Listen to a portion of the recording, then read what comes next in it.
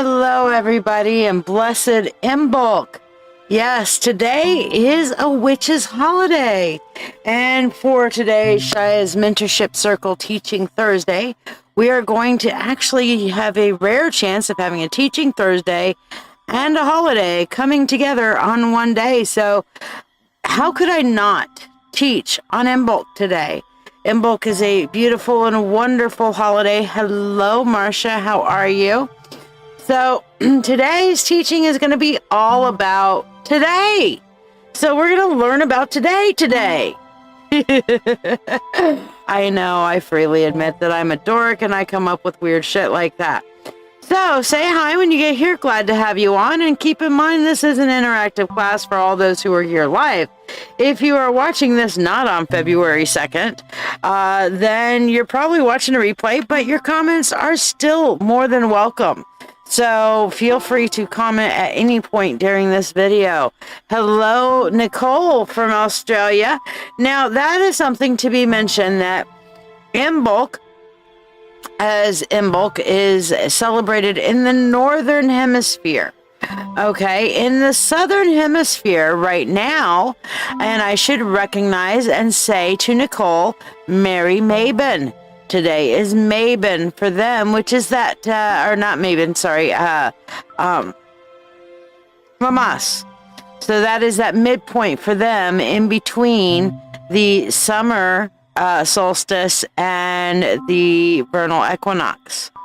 So they are on the exact opposite side. They are going through warm times right now, and it's starting to get closer to fall for them. So our holiday correspondence for that would fall on August 1st. So that's something good to note. So today is a holiday across the world, Northern or Southern Hemisphere. It just depends on which season you're in and hemisphere you're in to decide which one you're celebrating. But today we are going to learn all about the Northern Hemisphere celebration of Imbolc, which is that midway point between Yule, which is the winter solstice, and Ostara, which is the vernal or spring equinox. So hopefully this will teach and bless you guys very much so. So as you see here, this is my altar that is up and burning. We have a candle for sacred flame for Brigid. And you see behind the goddess, the moon goddess there are some evergreens and berries. And in front and underneath the goddess, there are some flowers there surrounding her. And so we see the celebration there of Imbolc on the altar. But meanwhile, to everybody, happy Imbolc. Happy Imbolc. So, just what the hell does Imbolc mean? Imbolc got its name from the Irish Gaelic, Omlech, which translates actually to use milk. Okay? If you were to say it in the, bear with me here, if you were to say it in the initial Irish pronunciation, because Imbolc is an Irish word, it would be Imol. The B is silent. So you wouldn't say Imbolc, and it wouldn't be in, it would be Imol. Imol. Okay? So that B is silent. Of course, the Irish, they gotta say things weird ways, but this is in some ways, the way we celebrate it these days, is very much reminiscent of the old Irish holiday. But let's kind of get a nice little looky-loo and glimpse of, let's start off with some February affirmations. Happy February. Obviously, it is February 2nd. So we're going to start off with some February affirmations, everybody. Feel free to type these out or say them with me. Okay. But February affirmations. February will be filled with healing. February will be filled with self-care. February will be filled with love. February will be filled with happiness. February will be filled with new opportunities. February will be filled with good news. February will be filled with success. with free will to all and harm to none. As we will, it is now done. Affirm, affirm, affirm. Rabbit, rabbit. And that's another thing. You can say rabbit, rabbit at the beginning of the month to bring luck into your home. But as I was mentioning, we do have in the pagan and witchcraft tradition, what we follow is the Wheel of the Year. Now, the Wheel of the Year is observed in different ways and in different cultures across the world. But most of the witches here and in the Northern Hemisphere, and actually most modern day witches, follow more of a Celtic-based Wheel of the Year, which is what we are seeing here. Okay, we have Yule, which is known as the winter solstice, and that is where the day is the shortest and the night is the absolute longest. Then we have today, which is Imbolc, and it says on the wheel here, February 1st to February 2nd. That is because in the Celtic holiday and in the framework of things, many times the celebration begins at dusk, okay, the night before. So, you know, Celts will get in our every last second of the holiday that we can kind of squeeze in. But the celebration of a holiday normally begins on its eve, the holiday eve. And that's where we get kind of traditions like Christmas Eve flows into Christmas. So the holiday begins on the eve of the holiday. So you have Imbolc Eve, which is an overnight, that fire festival, and then February 2nd, okay? Which is the actual midpoint. Then after that, our next holiday is Ostara, and we will be talking about that closer to time. Falls every year between March 14th to March 23rd, or 19th to March 23rd, sorry. And that is the day and night is at equal lengths, and that is the official beginning of spring. Okay, so those are the first three ticks on the Wheel of the Year. Imbolc, of course, being in that top right-hand corner there for that midpoint in between the solstice and the equinox. It's the halfway done point. It's the promise of spring. Also, this is the time where lambs ewe. What is ewing of the lambs? Remember we mentioned the original name of it had to do with ewe's milk? Well, because the lammy mommies start milking because they are giving birth right now. This is the birth giving time where the lambs start to give birth. They ewe, that's what they call they're giving ewing, they're ewing, okay, and giving birth to the new flock, okay. So this is a very cool time. It also speaks of rebirth and the promise of new things, which is kind of where a lot of the fire festival stuff came from, because, you know, you don't want the poor little lambs to be giving birth to babies with all this like amniotic fluid and stuff all over in a cold environment. So they would keep the fires burning, they would keep the hearth fires burning, they would bring the lambs into the warmer area. So it came a time of year where you would keep a lot of the fires burning. Also, the midway point would be the time to gather up the rest of your firewood or get the candles that you need for the rest of the winter, so on and so forth. But we'll talk about that a little bit more as we go on. Of course, this midpoint is celebrated across lots of different cultures. Okay, one of them is the Scottish tradition of the Cailleach. Yes, I said that right. No, I was not coughing or hiccuping or whatever. It's the Cailleach. Sounds rather like a no, it's the Cailleach.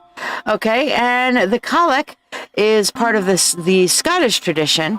And as you see on the graphic here, and thank you and good big props to Hearth Wisdom Store who posted this graphic, and I stole it from them. Thank you, Myra. Okay, so I'm sorry, more. So yes, Imbolc is also the day that the Cailleach gathers her firewood for the rest of the winter. Legend has it that if she intends to make winter last a good while longer, she'll make sure that the weather on Imbolc is bright and sunny so she can gather plenty of firewood to keep herself warm in the coming months. As a result, people are generally relieved if it's a day of foul weather. That means the colic is asleep and she's going to run out of firewood, so winter's almost over. Now, in the Scottish tradition, the colic was a goddess of winter, but she was also a goddess of the weather. So she could control the weather. So if the day was shitty, then, you know, like the rest of winter, then she would just sleep. That meant she was asleep. She didn't get up and control the weather. She used her old bones, you know, said, stay in bed, old crone.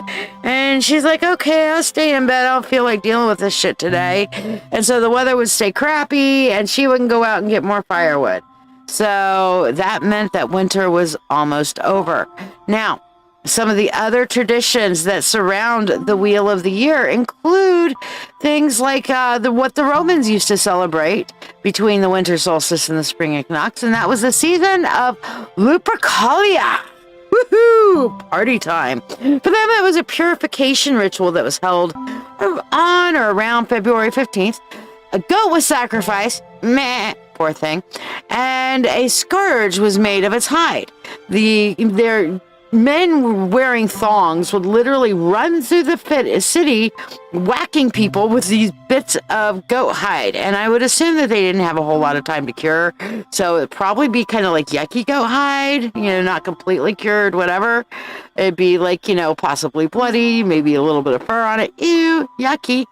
But those who were struck considered themselves of good fortune. So people would like actually try to find these mostly naked thong-wearing men to get smacked by this bloody goat hide, okay?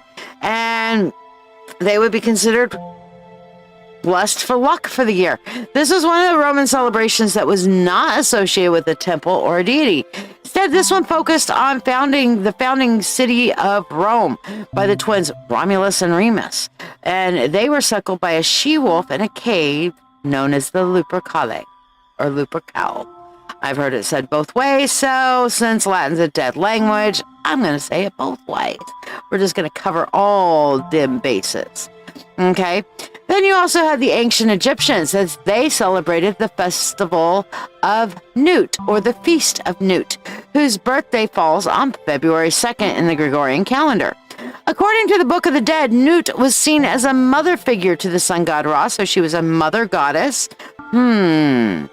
And she was known as Khepra and took the form of a scarab beetle. She's normally portrayed as a nude woman covered in stars, okay? You'll see a lot of things that are out there where you see like this kind of stretched, elongated body of a woman who is naked and her body is contained stars therein.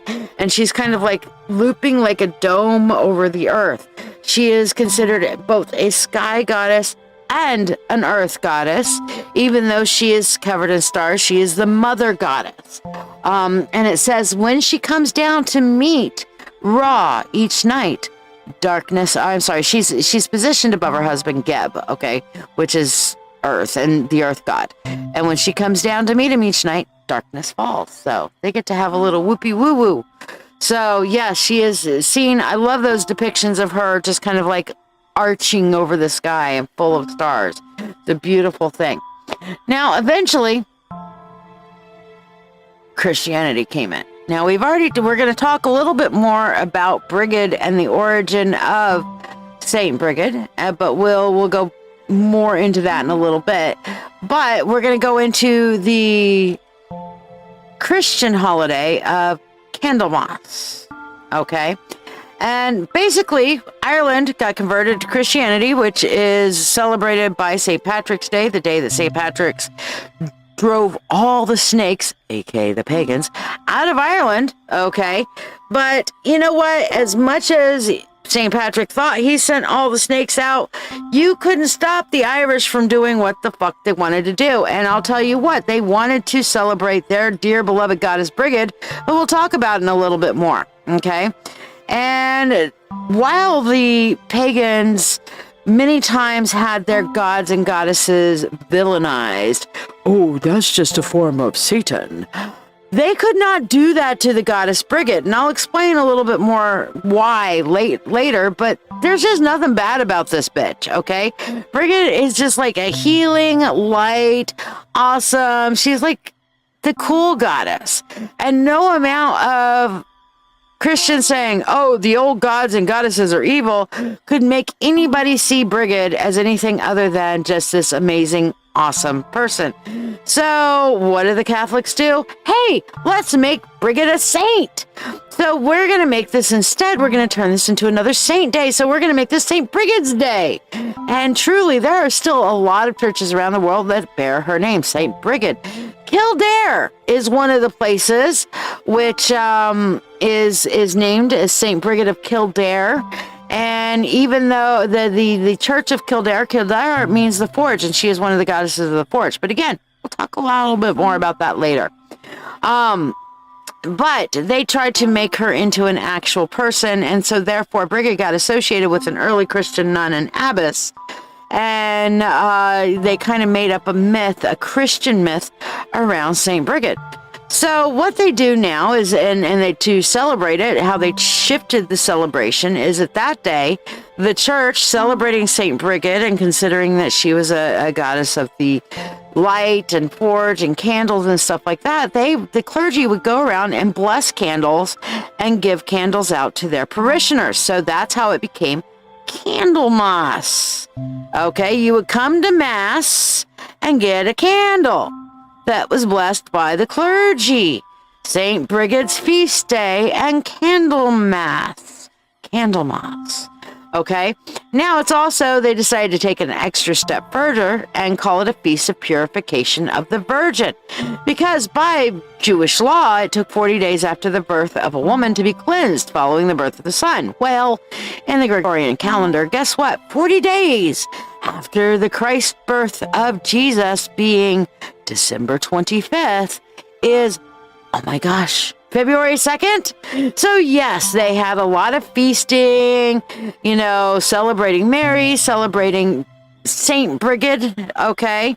And it became a crazy celebration in the Catholic Church. Once again, another celebration that was adopted and adapted by the Christians because they just could not make it stop. It's also a time for lovers. Because again, this is a time where, all the lambs are giving birth and there's, not a whole lot to do this time of year, but you're looking forward to spring. So, a lot of times, yucky weather, February, like we can't see outside today throughout most of the United States is having shitty weather.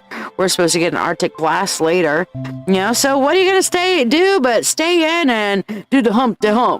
Do the hump. Okay.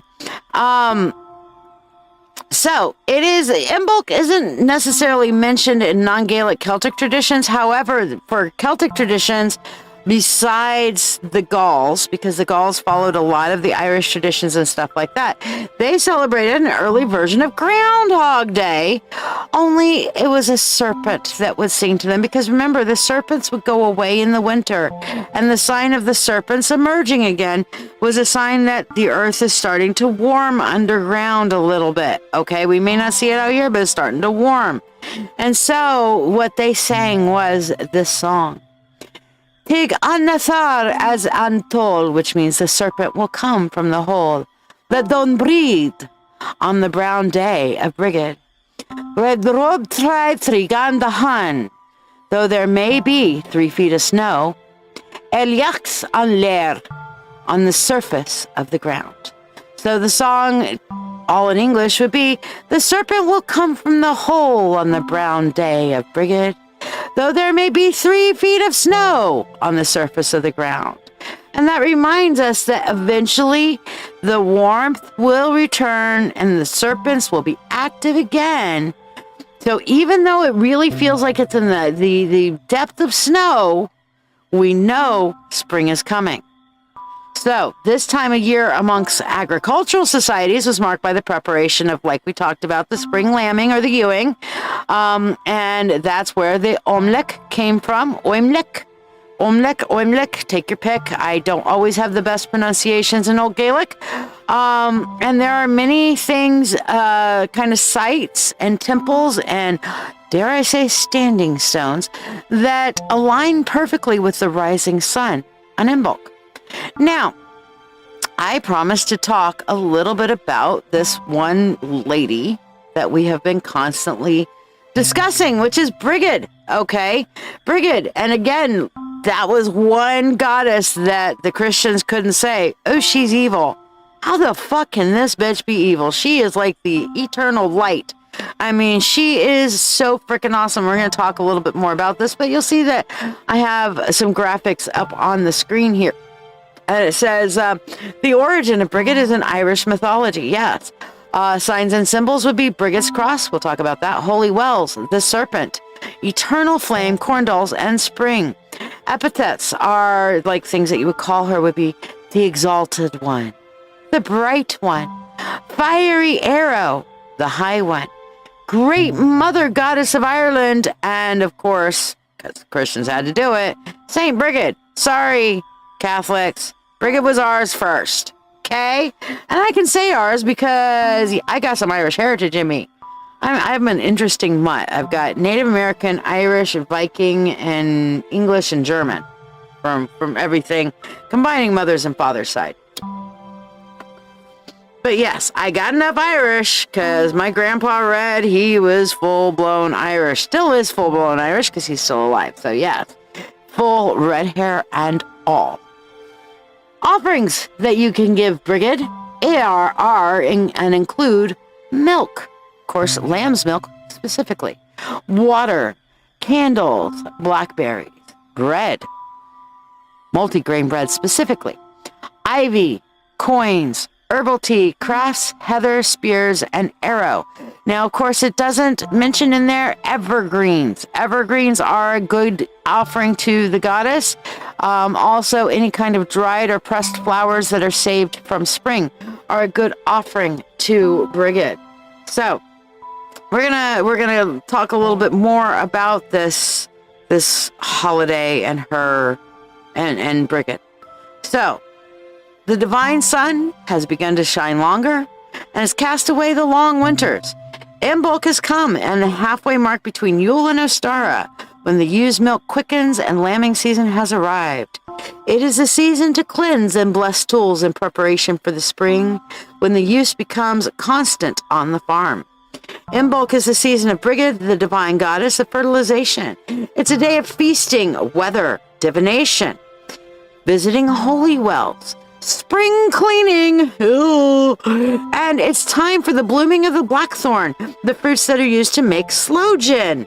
And the wood creates a fine shillelagh, which is an Irish walking stick, aka one badass kind of weapon. Its thorny branches make a great cattle-proof hedge. Its fruit is extremely tart and is good for chutney. The juice dyes a linen to a reddish color that washes out to a pale blue. Scarves are laid out in a hedgerow for Brigid to bless, and a bed is made fresh should she decide to enter the house for a rest. One of the things that people used to do is make a little straw bed and make a little corn husk doll of the goddess Brigid, and lay it on the bed, and they would wait for Brigid to bless the doll, and the doll would stay over the hearth all year to be cast into the hearth fires at Yule, when the hearth fires are laid anew as a blessing for the new hearth fire. So, some interesting stuff. Now, let's get into modern day stuff though, okay? Because we gotta pick the modern a little bit too. Or what do? Isn't there this weird ass thing called Groundhog's Day? Why, yes, there is. As a matter of fact, it comes from the Germans. So Germans used to have a hedgehog, and they used to use a hedgehog back in the old Celtic days to predict the weather, okay? So if the hedgehog saw his shadow, they would have 6 more weeks of bad weather. Because, oh my gosh, could we go back to our kind of like crossover here to the Scottish tradition of, hey, if there's no sun out, then the colic's not going to go and collect all of her collect all of her wood for the rest of the winter? Anyway, when the Pennsylvania Dutch came over, they brought this tradition with them, but there's not a whole lot of hedgehogs here in the United States. And the closest thing they found was, oh my gosh, a groundhog. So they decided, okay, they're going to grab these groundhogs and use them to predict the weather and their burrowing habits. And it's actually quite smart because it's using nature to see the habits of animals. I'll tell you what, I can predict a cold winter or bad winter by how my cat's coats come in every year. You know, not even just doing the divination and stuff. I can just watch nature to see how nature is preparing and behaving, and when nature starts preparing and behaving like it's time to batten down the hatches, to know how bad the weather's going to be. So that's how that came about. That's how Groundhog Day has turned into our modern tradition. Now, of course, the movie Groundhog Day has absolutely nothing whatsoever to do with it. But, hey, it's fun information anyway. But let's go back to talking about our beautiful Brigid. So, among the Irish Celts, Brigid was a goddess of learning, prophecy, poetry, healing, and metalwork.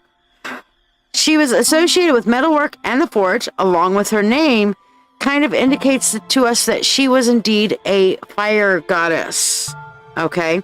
She was, actually, her name Brigid translates as fiery arrow, so that links her to fire and also war. Her aspects are very similar to one of my patron goddesses that I started off with, the goddess Athena, or in the Roman tradition is also known as Minerva, who ruled over a similar set of attributes.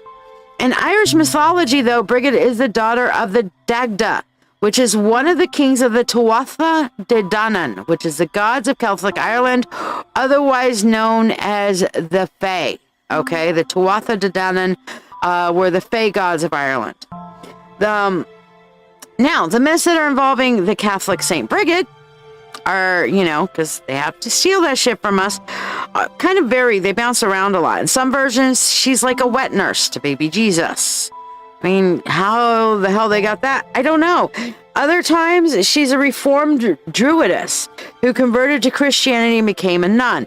And that was their original kind of, she was a reformed. She gave up the pagan ways.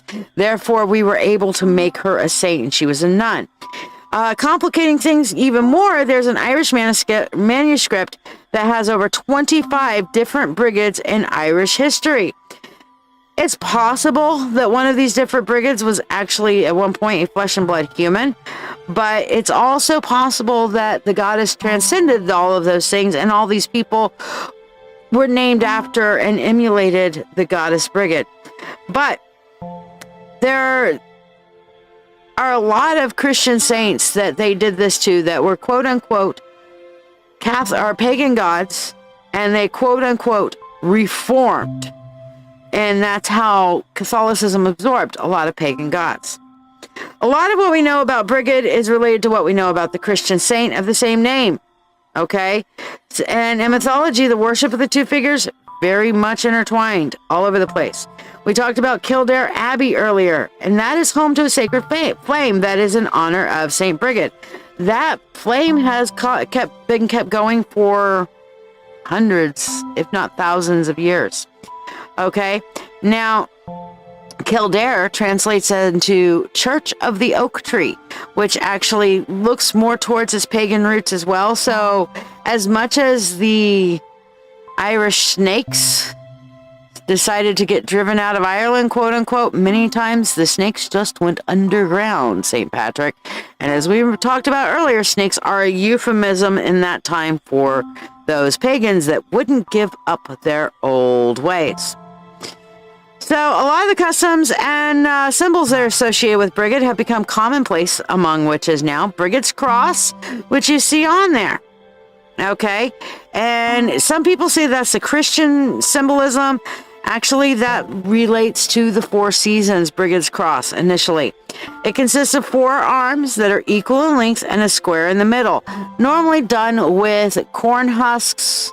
Okay, because at this point all the corn husks are dried out. You also make the St. Brigade's doll or the Brigade effigy out of corn husks, so you can always look online how to create a corn doll, and you can make a representation of Brigade and keep it year round on your altar and burn it with your Yule log on Yule, the winter solstice.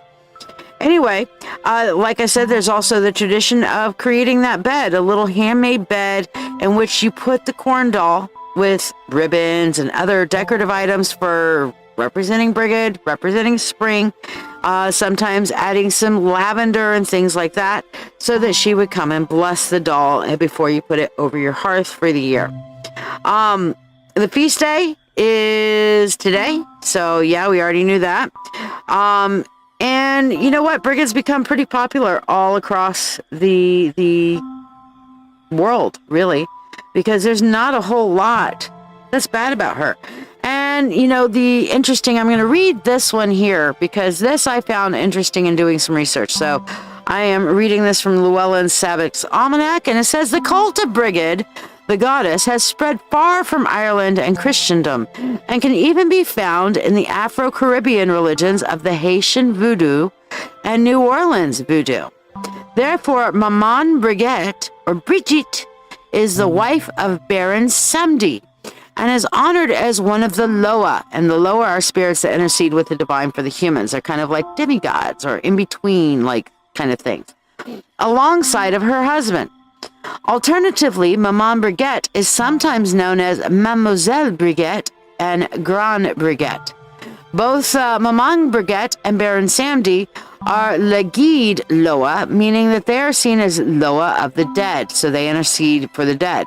Both Maman Brigette and Baron Samedi are traditionally honored as first woman and first man buried at every cemetery. Okay? So, while it's commonly accepted that Maman Brigette is somehow reflective of Brigade of Ireland, there is some disagreement. So they kind of go back and forth, but there is a Haitian song sung again about Maman Brigitte, who came from England, which definitely suggests the link there. Now, what's interesting is also Brigade. Now, see, I've got the 50 million different ways you can say Brigade or Bridget. Bridget is considered a triple goddess. She is considered an embodiment of maiden, mother, and crone, simply because her holiday is a little bit in between everything. Because here we are in the crone time of the year, aka winter. Okay. Maiden is emerging with the ewing and everything, and the mother is awakening. So Brigade is quite often considered a triple goddess. Now, if we're going to look into some of the correspondences for Brigade, she is a goddess of healing, smithing, fertility, and poetry. The word bride actually comes from her name, the time where a woman is just about to pledge her troth to the person of her choice, hopefully her choice, for the rest of her life. A time when she is at her most beautiful. So that's where the word bride comes from, because the bride is sacred to Saint Brigade. She is associated with Neptune and the sun goddess, and her day, Brigade's day, is Sunday. Her celebration, of course, is Imbolc, which is today, and her element, as we have discussed, is fire. Just look at that fiery red hair. Her direction, of course, being an element of fire, is south, and her color is blue. However, I don't necessarily agree with that correspondence. Many times I see her in green as well, or a combination of blues and greens, which is kind of like the reflection of winter and the icicles and the dead of winter and that little bit of spring just peeking out. Her tarot representation is the Empress, which again, there's that mother element again. And her gemstones and minerals are considered azurite, and peridot. Okay? Trees that are sacred to Brigid include blackthorn, cedar, hawthorn, oak, rowan, and willow. All of these trees, by the way, these 6 trees that were mentioned, are considered sacred in Celtic lore.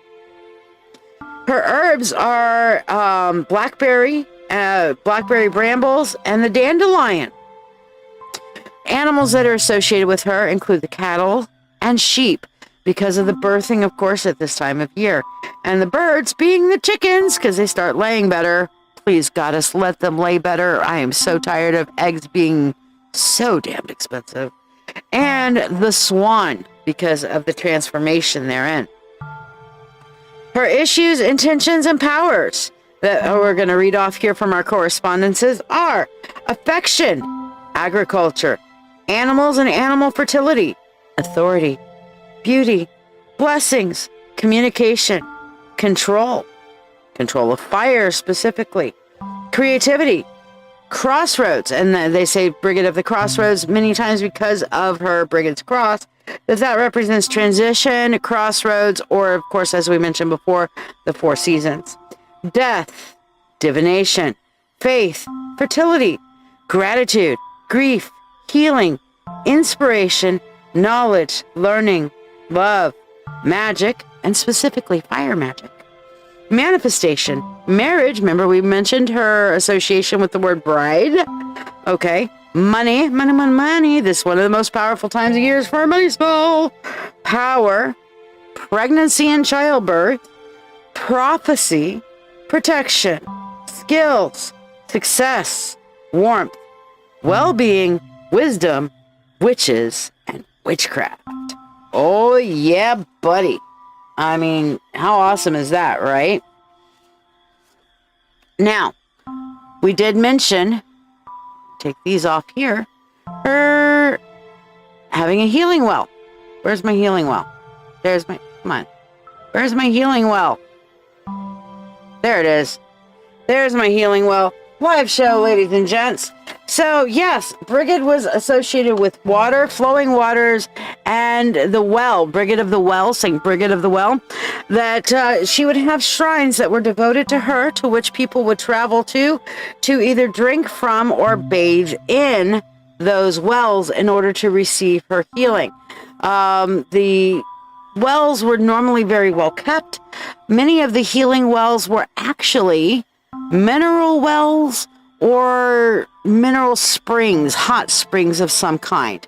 So at those naturally healing spots, they would dedicate those spots to the goddess Brigid or make additional statues, much like we see here, turning a fountain into it, that sort of thing, so that, that was dedicated and blessed by the goddess, and all those hot minerals that came from a mineral well or a hot spring were there to help you in the healing. Now, another one of the traditions we mentioned was putting those, putting your scarf out. Okay? But here are some of the correspondences we were talking about before for Imbolc, okay? So you can take a screenshot here, the different animals, all the burrowing animals. This correspondence keeps up all the burrowing animals, which include bear, deer, groundhogs, lamb, sheep, hedgehogs, all that sort of thing. The date, of course, is for the sun. Transits, Aquarius, around February 4th. Actually, I don't know why it says that. But anyway, this is just a good correspondence kind of thing. It is a fire festival. Mentions crystals and gemstones, amethyst, bloodstone, garnet, onyx, ruby, and turquoise. Colors and candles, brown, green, pink, red, white, yellow. Like I said, Brigid kind of encompasses a little bit of everything. She's one of those multi-purpose goddesses. Gotta love some multi-purpose goddesses in your life, right? Herbs and flowers, acorns. Why do you think acorns? Think about it. How they lay dormant and then in spring start to come to life. Okay? Angelica, basil, bay, blackberry, chamomile, crocus, jasmine, lavender, and rosemary. Rosemary is everything, by the way. If you don't know what the fuck herb to use, just grab you some rosemary. That is like your multi-purpose herb. Okay? Rosemary and bay leaf. You got rosemary and bay leaf, you can make any spell in the whole damn world just about. Incenses and oils, anything that smells sweet, really, and reminds you of spring is a great thing. Also, anything that is a year-round evergreen-based or resin-based is good. But what we have here is angelica, basil, bay, blackberry, chamomile, frankincense, jasmine, lavender, myrrh, and rosemary. And of course, the trees that this correspondence mentions is birch, evergreen, and willow. Now, there are a lot of different ways that you can celebrate the holiday. Of course, it is kind of barren out there, so maybe doing an outdoor kind of thing isn't so much your deal, okay? But that's okay. You doesn't have to be. Anything that you do to sit and wait and kind of correspond with the gods, the goddess, your higher self, yourself. You can do any kind of rituals that would honor or activate or awaken. You can do anything that would kind of maybe even plant a seed. Maybe this is a great time for you to do seedlings, okay? Anything for fertility, any kind of ritual for divination, healing, hope, light, fire, illumination. Remember, she's the goddess of poetry, so you can write poetry. Let her inspire you. Sit around a fire. We talked about the other different things of putting your cloth out or making your corn husk. You can make a one of those wonderful little, what we talked about, the Brigade's Cross. Let me get you a little better picture of. Here's an Imbolc maiden. Now, one of the old things that they used to do is literally wear a crown of evergreens and whatever flowers they could find, lit with candles, and walking around and bringing illumination to everybody. Okay, so this is a teaching live, Fatine. So yes, Imbolc is a day of festivals, a day to celebrate warmth. All right, and that's kind of how, if you look above the maiden's head there, you will see Brigade's Cross there, along with that Celtic spiral symbol that is there. And basically, that's what a cross looks like. Brigade's Cross looks like. But I thought we would celebrate a ritual together for Imbolc. So, if you have made it to this time of let me take this off here. If you have made it to this time, then we are going to celebrate Imbolc together with an Imbolc ritual. So if you do not wish to participate in the ritual, go bye-bye now, because now we're going to do a ritual. And it's just going to be us meditating and focusing on Imbolc and the meaning of Imbolc. And remember, this is Teaching Thursday. This is a free preview of Shiya's Mentorship Circle. And this episode has been all about Imbolc, the holiday that we celebrate today on the Wheel of the Year. Mother Earth is awakening. So right now I call upon you to take a moment to sit and breathe as we begin our ritual together. Breathing in and breathing out. Focusing on the music. Focusing on your breath. Breathing in and breathing out.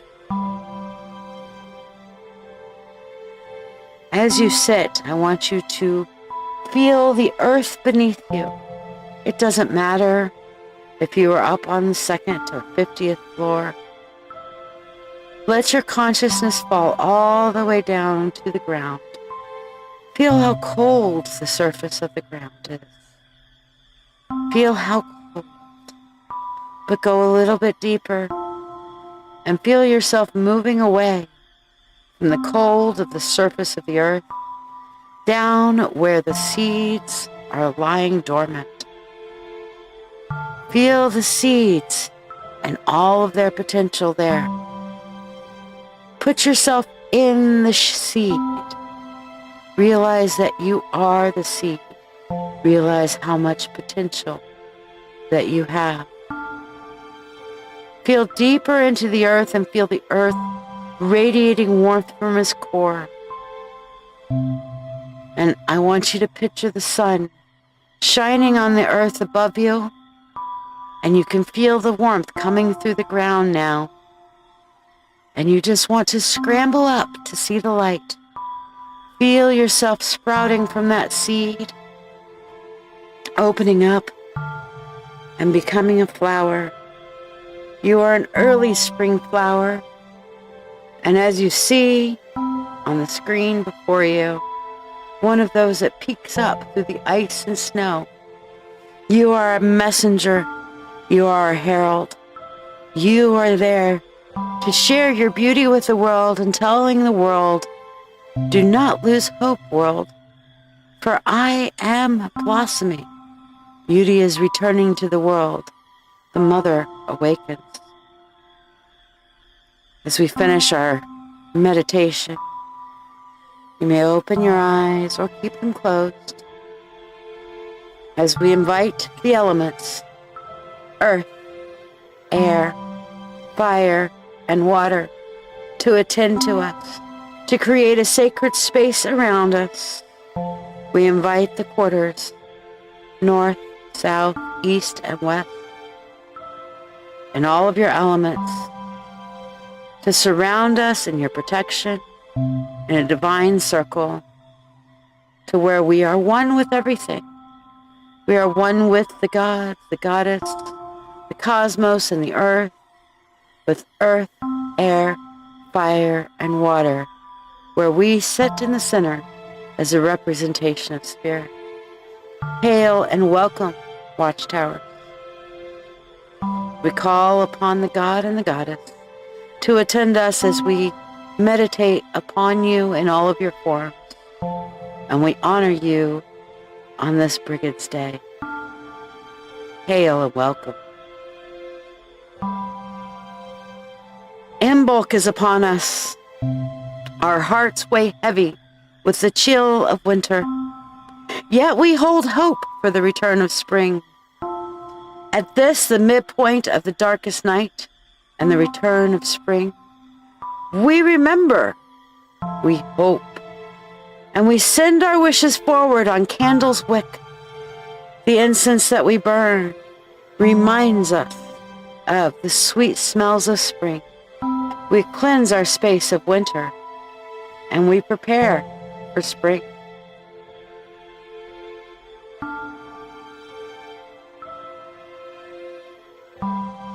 We look to the east, to the rising sun, and know that it grows ever nearer the earth, ever warmer.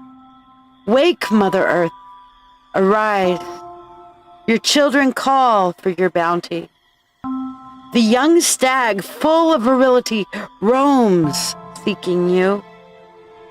He rises and awaits you, Earth Mother, lover to the divine masculine. We await your union to return fertility to the land. Arise, spring maiden, run strong, young horned one. We await your union. We manifest with hope and certainty. We carry hope and life within our hearts and within our souls. Return to us, O warmth of the land. Warm our hearts with your love, healing, and abundance. Lord and Lady, we honor you. Spirit, we honor you and thank you for teaching us through nature. As above, so below. We hope, we yearn, we call, we live, we grow, we heal, and we manifest. So mote it be. In your heart, feel your connection with the return of spring. Feel yourself returning to life. Picture in your mind for a few moments spring cleaning and preparing for spring, and the things that you need to do within your own heart and soul to clean out the cobwebs of the past, to shake off the chill of winter, and embrace your rebirth with spring. Know that you too are the maiden, full of potential, rising through the earth. You too are the mother, lover of the divine, pregnant with possibility, fruitful with ideas and prosperity and abundance. You too are the crone, the ancient of wisdom, the ancient of days, seeing many seasons come and go, and holding the mysteries deep within, wise and beautiful. All of these things are you. You too understand the rutting of the horned one. Ah, yes, the divine masculine, that stag who seeks to repopulate, to enjoy this fertility of the land, and to spread his own fertility, to place your ideas here, there, and everywhere, so that there might be an abundant harvest, an abundant rebirth. You are a balance, the divine masculine and the divine feminine. These things are within you. Feel yourself at the core of these things. Feel yourself as you begin to emerge from winter and look to spring. Focus on your breathing and these visualizations for a few moments.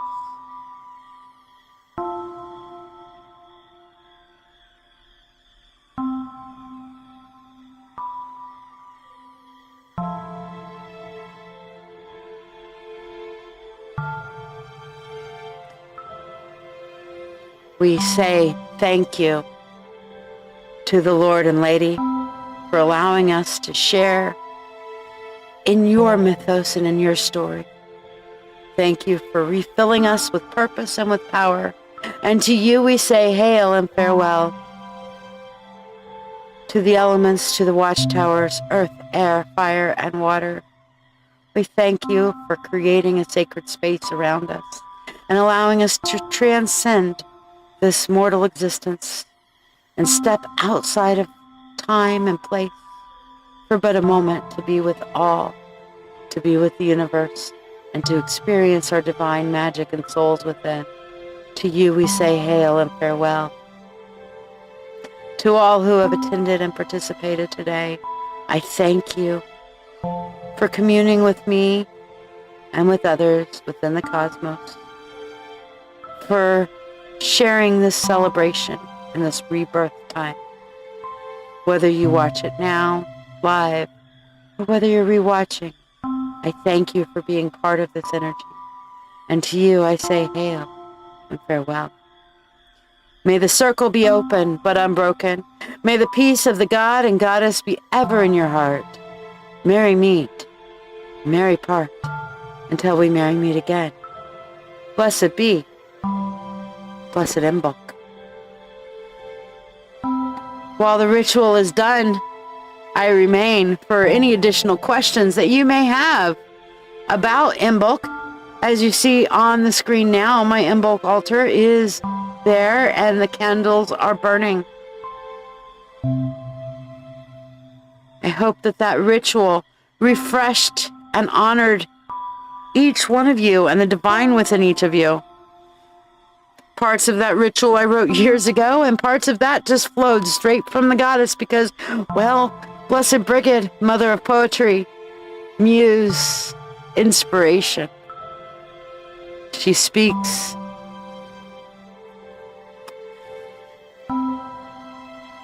Blessed Imbolc, Suzanne. Oh, how beautiful and powerful this has been. Do you have any questions on the holiday? I would like to invite at this time anybody who is not presently a member of the Mentorship Circle. If you were interested and would like to join, you can join with 1 month for free. Go to ladyshiya.com/trial, and I will type that now for the places where I can receive that, or who can receive that. ladyshia.com/trial. Otherwise, you can see it there on the screen in the chat window. Blessed Imbolc, I am glad you were able to join in as well, Heather. What a beautiful little ritual we had together. If anybody missed it, don't feel like just because you weren't here for it live that you can't participate in the energies of the ritual. That is one of the beautiful things about video, is it captures, not only for those of us who are empaths, not only the sights and sounds, but it captures the emotions and the feelings. For those of us who are able to hear, tune in and listen, we can be a part of those energies, because once again, that circle is in a place which is not a place, in a time which is not a time. So it's even more outside of the normal span of time. So even though you may participate in that ritual later, you are truly participating with us in that exact moment. So feel and enjoy those energies, because a circle is, like I said, a place which is not a place, in a time where time does not exist. Everything is within the circle. We are all within the circle, which is why I called my circle the mentorship music, or the mentorship circle, because in the circle we are all together. We are all one. We are all equal. We may dance together and delight together and share together and cry together, but in a circle we are one. We are one and we are many. So yes, do consider joining the mentorship circle. We have a chat that's always going. It's always got something going on and busy, and people reaching out and supporting. We've got our spell archive that is there, an archive of all of these teaching videos, which are going to be moving to private very soon. So before we close, does anybody have any questions about the holiday for today? Or would like any clarification on any of the topics that we covered today?